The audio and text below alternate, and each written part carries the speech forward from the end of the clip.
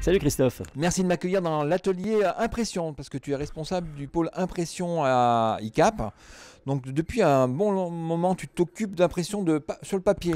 Tout à fait exact, ouais, tout ce qui est poster, scientifique et grand format. D'accord. Mais alors, qu'est-ce qui t'a amené à l'impression 3D?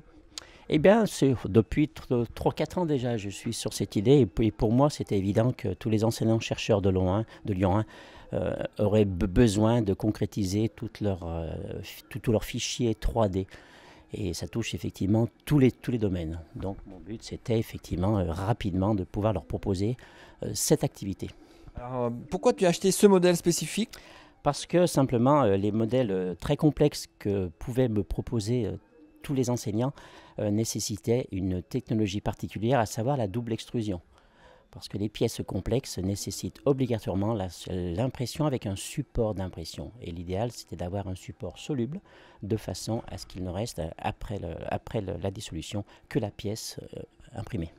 D'accord. Donc c'est quelque chose, ça ne s'imprime pas instantanément, hein. C'est pas comme une impression laser sur du papier, ça prend un peu de temps. Donc là, par exemple, pour imprimer ces deux vertèbres avec le disque intervertébral, ça t'a pris combien de temps? Oh ben, actuellement, avec la technologie employée, ces deux pièces seules, sans le disque, mettent environ 4h, 4h30 d'impression.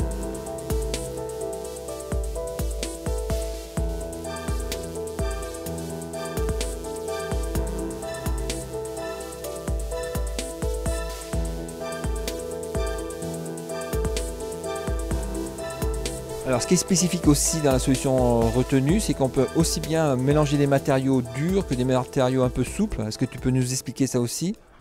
Bien sûr. Alors, il y a une difficulté quand même technique qui prend effectivement beaucoup plus de temps.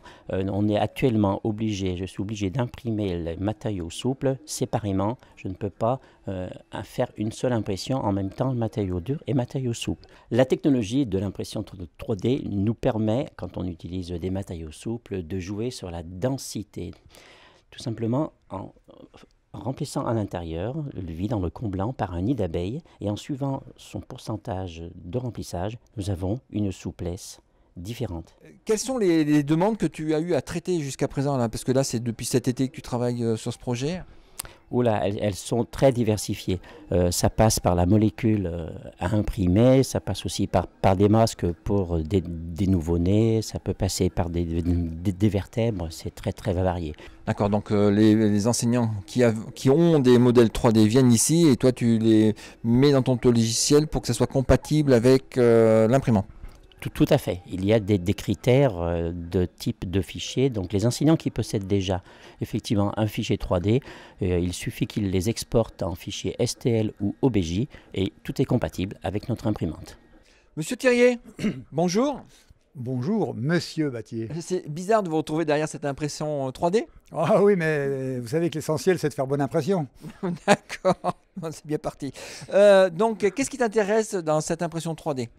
Bien, déjà, c'est de pouvoir imprimer des objets 3D uniques qui vont permettre à l'étudiant de mieux comprendre un cours, voire même une animation 3D. Ça vient en complément d'une animation 3D telle que celle que nous en réalisons.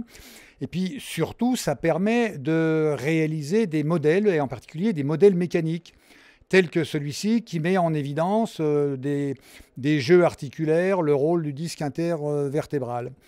Et enfin, on joue, et en particulier grâce aux compétences de Georges, on joue avec la nature des matériaux durs, matériaux mous qui donc, dans le cas du disque intervertébral, permettent justement ces mouvements de la colonne vertébrale. Concrètement, est-ce que tu as déjà donné ça à des étudiants ou c'est juste un proto, c'est une envie que tu as? Alors, la vertèbre, le fichier est déjà en ligne, en accès libre, dans le cadre du MOOC FOVEA. Ce modèle mécanique 3D avec des tissus mous n'est pas encore en ligne, en accès libre, gratuit, mais il le sera très bientôt. D'accord, merci Patrice. De rien, Christophe.